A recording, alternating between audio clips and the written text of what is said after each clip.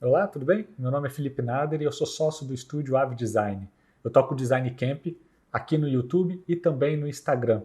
O vídeo que você vai ver a seguir, ele é um piloto do curso Eu Designer que foi filmado ainda em 2020. Se você achar esse conteúdo bacana, não esquece de dar seu like. Se você acha que esse conteúdo pode ajudar alguém, não se esqueça de compartilhar. E se você mal pode esperar pelos próximos vídeos, não se esqueça de se inscrever. Agora, vamos para o vídeo. Olá, tudo bem? Seja muito bem-vindo a mais uma aula do curso Eu Designer. Na aula de hoje, nós vamos falar de como evitar prejuízos no desenvolvimento de projetos. A gente vai começar a aula de hoje com uma frase da designer Kelly Wearstler, que diz: "Clientes informados são clientes melhores e contribuem para um design melhor." É porque é através de uma conversa aberta e transparente com o cliente que a gente consegue evitar a maioria das situações que eventualmente podem gerar um prejuízo no projeto. E o que tipo de prejuízo que a gente está falando especificamente, né? Normalmente um projeto começa a gerar prejuízo quando ele tem alterações ou refações em excesso, por exemplo. Quando ele tem tarefas extras que não foram combinadas previamente e que às vezes acabam se tornando difíceis de você cobrar durante o desenvolvimento ou execução do projeto. Quando existe um abandono de projeto, seja por parte do designer ou por parte do cliente. E por fim, quando você tem qualquer tipo de problema de pagamento, você não consegue receber.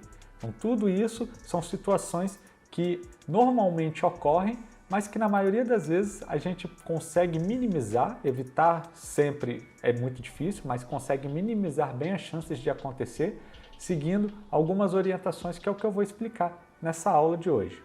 Então, quais são essas orientações que a gente pode colocar em prática para tentar minimizar as chances de um prejuízo? A primeira delas é sempre deixar claro o que está sendo contratado. Bom, deixar claro como, né?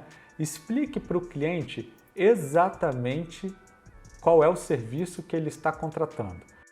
Antes da gente dar prosseguimento, eu só vou fazer um parênteses aqui, que eu vou contar muitas histórias de casos que já aconteceram comigo enquanto sócio da Ave Design. Essa aula ela foi muito baseada, essas orientações elas foram grande parte baseadas nas minhas experiências passadas com a Ave Design. Então, voltando à primeira delas, é sempre bom você explicar para o cliente exatamente o que ele está contratando.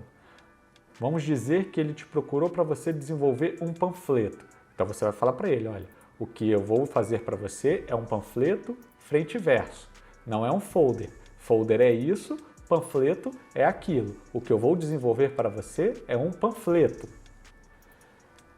Deixar bem claro para ele também o que faz parte e o que não faz parte do valor apresentado.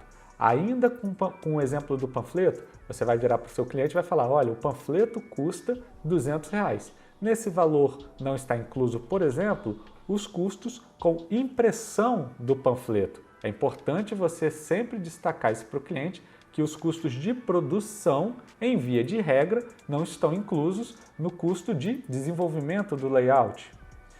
E o que o seu cliente deve esperar de você?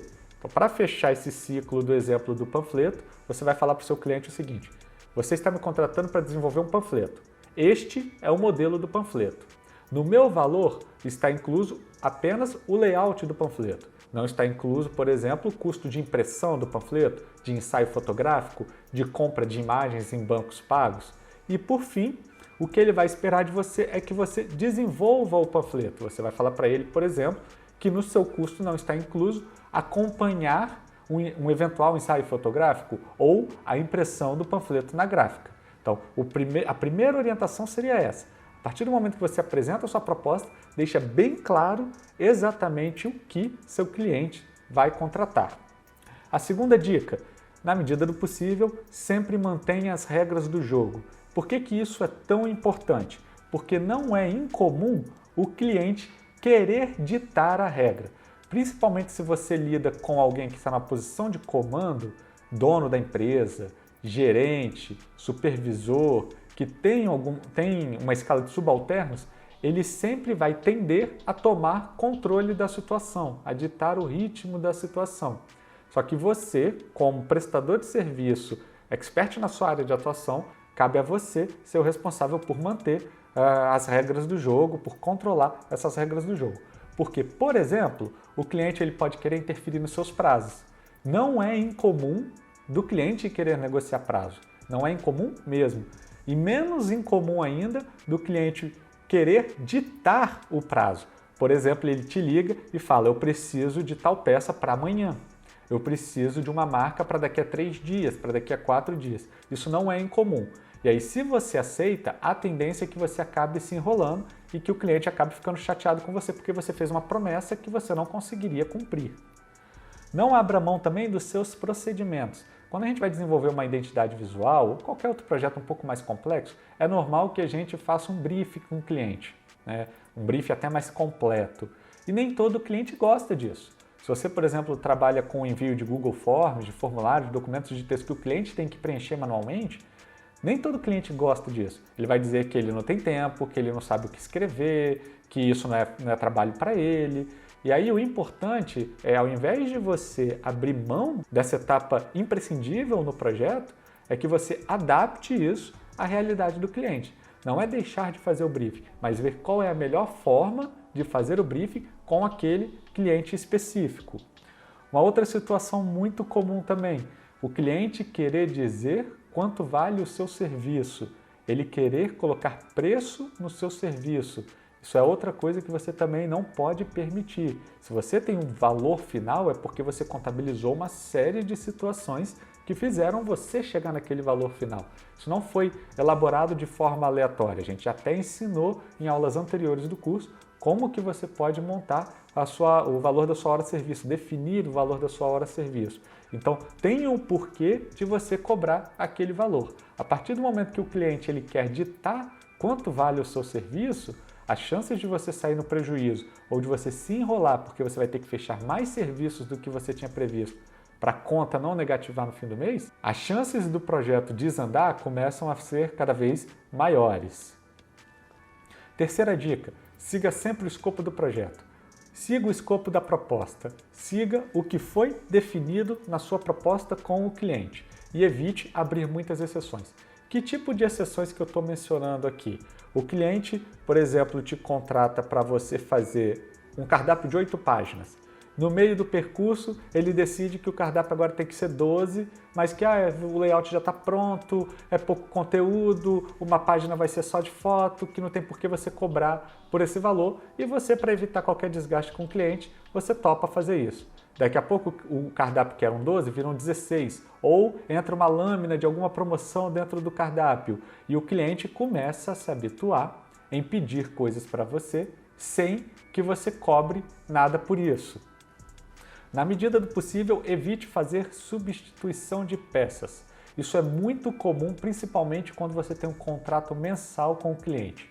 Há muitos anos atrás, a gente teve um contrato de rede social com um restaurante japonês. E esse contrato previa, por exemplo, 12 posts por mês no restaurante. Só que nem sempre o restaurante tinha conteúdo, não é que nem sempre ele tinha conteúdo, nem sempre ele disponibilizava conteúdo. E então acabava que uma semana ou outra a gente não conseguia fazer as 3 postagens que estavam programadas. E qual que era a solução que o cliente sempre sugeria nessas oportunidades? Eu estou precisando de um panfleto. Eu quero fazer um cardápio novo. Tem como substituir 2, 3 posts por um panfleto? Tem como substituir 10 posts por um cardápio? Evite fazer isso. Por um simples motivo, você pode se embolar durante o processo. Isso pode acabar se tornando um hábito comum do cliente de sempre fazer essa substituição de serviço e eventualmente vai se tornar muito difícil, quando ele pedir uma peça cujo valor é mais alto, de você conseguir negociar isso. Será que você vai negociar como? Você vai cobrar a parte? Você vai fazer um adendo na mensalidade? Você vai consumir postagens do mês seguinte? Então, na medida do possível, evite. Sempre negocie contratos ou demandas à parte. Cada uma vai ter a sua proposta, cada uma vai ter o seu próprio contrato. E em casos de demandas extras, combine o valor sempre de forma antecipada. Durante muitos anos a gente atendeu uma hamburgueria aqui de Vitória e ela tinha uma demanda absurda de peças.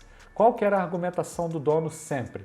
Estou precisando de tal coisa para amanhã, faz aí que depois a gente negocia o valor.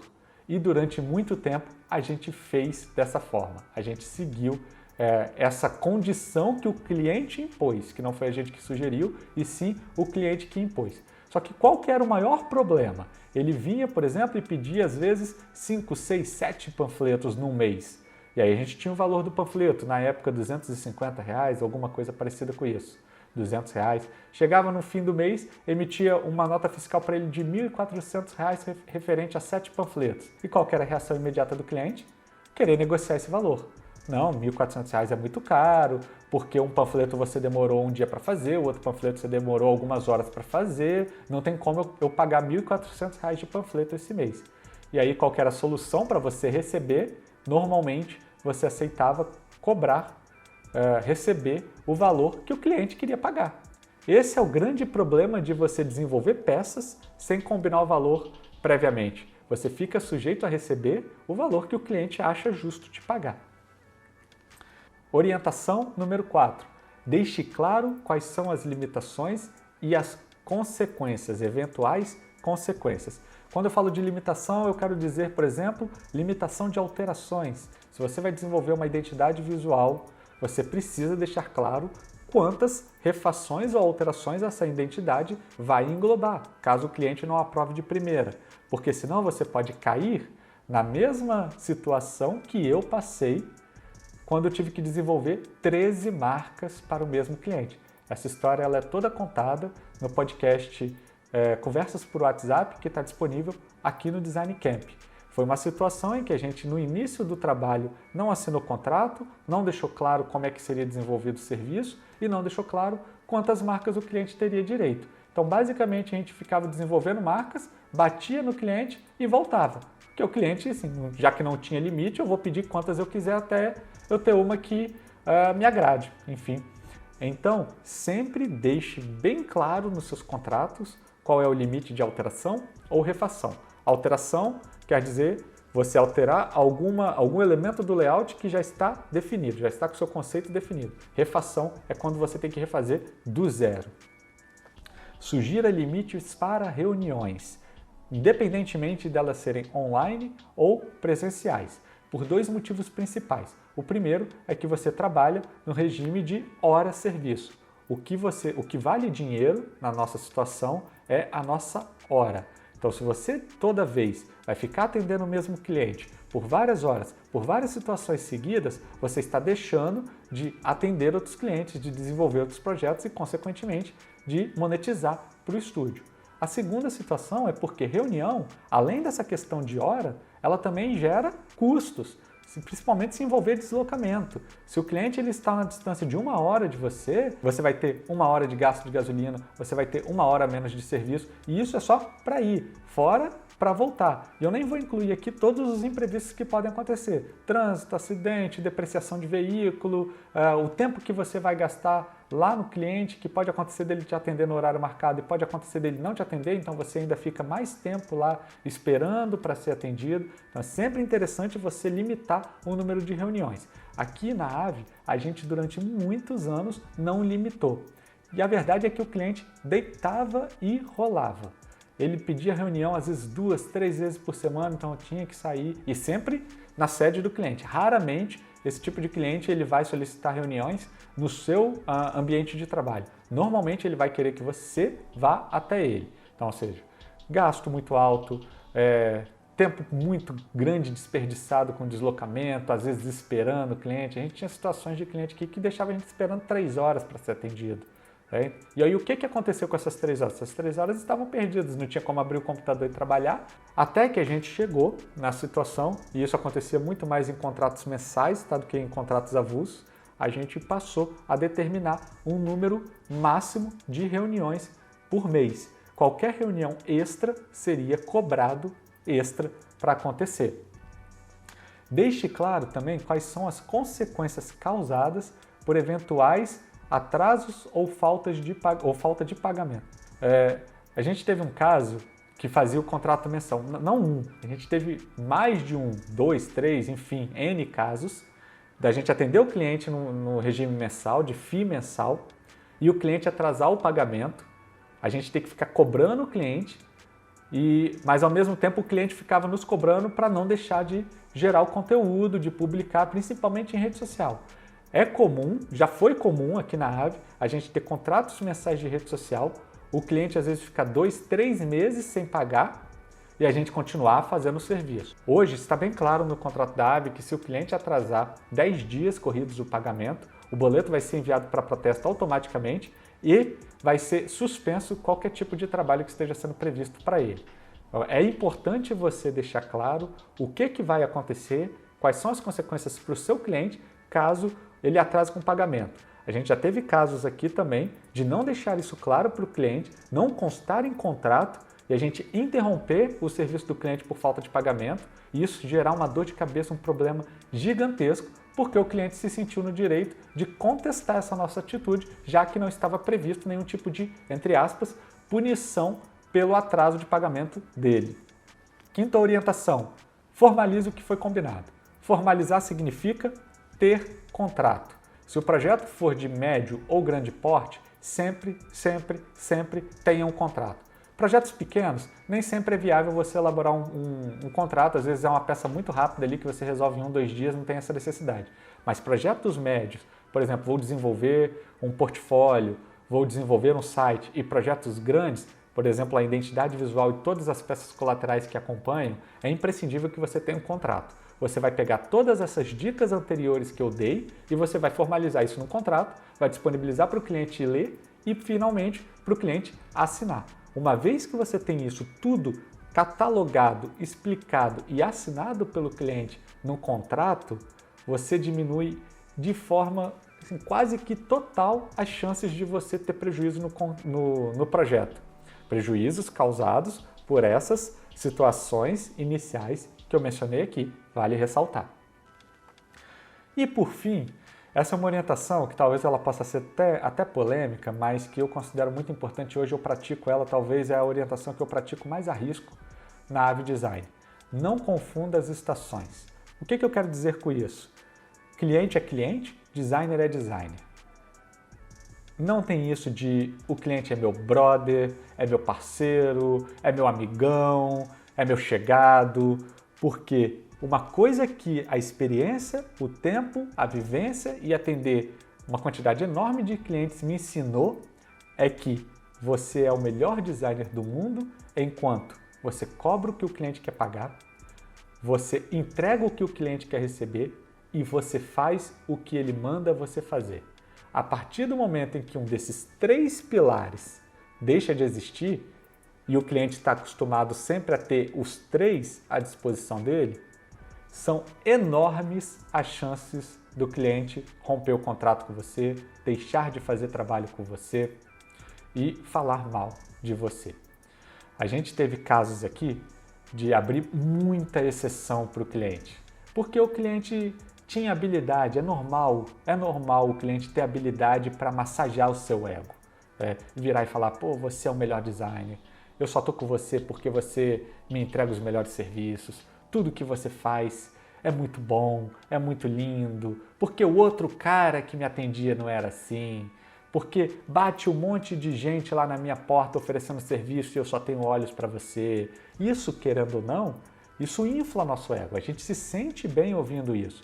Só que na mesma proporção, normalmente ele fala isso e depois fala, então me dá um desconto, então abre exceção, pô, só dessa vez, trabalha à noite para quebrar meu galho, vamos ter reunião no domingo, faz isso, faz aquilo. Normalmente essas massagens de ego, ela vem acompanhada de um pedido que não vai ser bom para você, não vai ser bom para sua empresa. E aí, por você considerar a relação com esse cliente uma relação de amizade, você acaba abrindo mão da sua saúde pessoal, porque você vai ter que virar à noite, às vezes fazendo trabalho, da sua saúde financeira, porque você abre mão de cobrar o valor correto para não deixar de atender o cliente que é seu amigo, e da sua saúde mental, porque você acaba se estressando para resolver um problema que não foi você que gerou. Então, sempre que possível, mantenha-se a sua relação no ambiente profissional. Isso significa que você vai tratar o cliente mal? Não. Isso significa que você vai ser frio com o cliente? Não. Isso significa que você não pode ter um momento de descontração com o seu cliente, eventualmente ali contar uma piada, tomar uma cerveja, se for o caso, depois de uma reunião. Não, isso não significa nada disso. Só significa que quanto mais você se mantiver dentro de uma postura profissional, entendendo que você está sendo contratado para entregar um serviço profissional e que aquilo ali é uma relação profissional, menos decepção, dor de cabeça e prejuízo você vai ter no final das contas. Aí você pode falar comigo o seguinte: tá, Felipe, eu segui todas essas orientações pré-desenvolvimento do projeto que você me orientou, que você explicou, mas mesmo assim eu ainda não tenho certeza se o projeto em si vai me gerar lucro ou prejuízo. É aí que entra, então, a segunda etapa da aula de hoje. Como descobrir se você teve lucro ou prejuízo no final do projeto. O primeiro passo é ter bem definido o valor da sua hora de serviço. Se você já assistiu às aulas anteriores, você tem isso já bem definido, então não vai ser um problema para você. O segundo passo é ter uma estimativa de horas que você gasta por cada projeto. Não tem uma fórmula mágica para isso aqui. Isso aqui o que vai ditar normalmente é a sua experiência e a quantidade de projetos que você já desenvolveu. Com o tempo, você vai conhecendo o seu ritmo de trabalho, você vai conseguindo identificar também perfis de clientes e você vai conseguindo elaborar uma média de horas que você gasta para desenvolver cada projeto. E por fim, é sempre bom você catalogar, acompanhar o resultado para ver se o que você preveu na proposta foi o que efetivamente aconteceu na prática. Como que você pode fazer isso? Eu vou compartilhar aqui com vocês agora uma tabelinha simples que a gente usou durante muito tempo aqui na Avi Design para poder verificar se os projetos eles estavam gerando lucro ou prejuízo. Você vai reparar aqui que é uma tabela simples. Na parte de cima, a gente tem as áreas para preencher com o tipo de serviço, a hora de serviço que você cobra atualmente, o total de horas que você está prevendo para desenvolver esse serviço e qual foi o valor total que você cobrou na sua proposta. Abaixo, a gente tem uma tabelinha simples que está marcando onde você vai incluir a data que você iniciou o serviço, o horário inicial e o horário de término que você destinou esse serviço naquela data específica, qual foi o total de horas que você trabalhou e o que foi que você fez especificamente nesse projeto. Por fim, você vai contabilizar o total de horas que você despendeu para esse projeto, qual foi o valor final do projeto de acordo com essas horas que você gastou nele e qual foi a comparação da proposta que você apresentou com as horas efetivas que você investiu. Então, preenchendo essa tabela, por exemplo, a gente vai ter lá em cima serviço, identidade visual. Hora de serviço, a gente vai trabalhar com a mesma hora de serviço que a gente definiu na nossa aula de hora de serviço, ou seja, R$ 60,30. Total de horas previstas aqui é um número hipotético, eu coloquei, por exemplo, 20 horas previstas para desenvolver um projeto de identidade visual, ou seja, o total cobrado na proposta ficou em R$ 1.206. Então vamos dar início ao desenvolvimento do projeto. Vamos dizer que no dia 1º de janeiro de 2020, você começou a trabalhar às 9 horas da manhã, terminou às 10 horas da manhã, ou seja, trabalhou 1 hora, e essa hora foi investida para a elaboração do briefing. No dia seguinte, dia 2, você começou novamente às 9 horas da manhã, só que dessa vez você terminou às 11, ou seja, você investiu 2 horas do seu tempo. E isso foi investido na montagem do painel conceitual dessa nova identidade. No outro dia, você iniciou novamente às 9 horas, só que dessa vez você terminou só 5 horas da tarde. Ou seja, você investiu 8 horas, praticamente seu dia útil inteiro nesse projeto, para o desenho da marca em si. Por fim, o último dia, novamente você começou às 9 horas da manhã e novamente você consumiu o seu dia útil praticamente todo, desenvolvendo, por exemplo, a apresentação dessa marca. No final das contas, você teve um total então de horas trabalhadas de 19 horas. O valor final do projeto, para você, o seu valor final investido foi de R$ 1.145,70. A gente pegou essas 19 horas e multiplicou por R$ 60,30. Ou seja, comparando com a proposta que você apresentou para o seu cliente e com o tempo que você efetivamente levou para desenvolver o projeto, você teve um lucro de R$ 60,30 no desenvolvimento dessa identidade visual. Mas e se eu chegar no final do preenchimento dessa tabela e descobrir que o valor que eu cobrei pelo projeto foi menor do que o valor que eu investi no desenvolvimento em si dele? Bom, o primeiro passo é você analisar o processo como um todo e buscar entender ou identificar se durante ele teve alguma situação que gerou um atraso incomum nesse projeto, que alguma situação que possa ter gerado um consumo a mais de horas do que você estava prevendo. A segunda orientação é você rever a quantidade de horas que você destinou para esse projeto. Se isso vem acontecendo de uma forma regular, você chegar no final do projeto e a sua margem de lucro for baixíssima, zero ou negativa, talvez seja a hora de você destinar mais horas para o desenvolvimento desse projeto. E por fim, você pode simplesmente aumentar sua margem de lucro. A gente trabalhou com uma margem de 25% nessa hora serviço de R$ 60,30, mas você pode muito bem aumentar isso para 30, 40, enfim, fica a seu critério. E o que acontece se for o contrário? Se eu chegar no final do projeto e ver que o meu lucro ele foi extremamente maior do que eu estava prevendo com o valor do projeto. Bom, aí a primeira situação é você analisar a sua hora serviço. E o que você vai precisar é fazer um ajuste nessa sua hora serviço. Ou então, o que você basicamente pode fazer é destinar mais tempo para o desenvolvimento desse projeto. O que pode ter acontecido simplesmente é que você calculou que você ia fazer esse projeto em 20 horas, fez em 10, fez em 5, achou que o resultado estava bom, né? E aí resolveu fechar o serviço por ali mesmo, quando na verdade você poderia ter dado um pouquinho mais de tempo, analisado novamente, visto e confirmado se aquela solução que você eventualmente chegou era realmente a melhor solução para o seu cliente. Bom, eu espero que essa aula hoje te ajude a minimizar em quase 100% as chances de prejuízo nos seus futuros projetos. Eu fico por aqui, nos vemos na próxima aula. Até lá!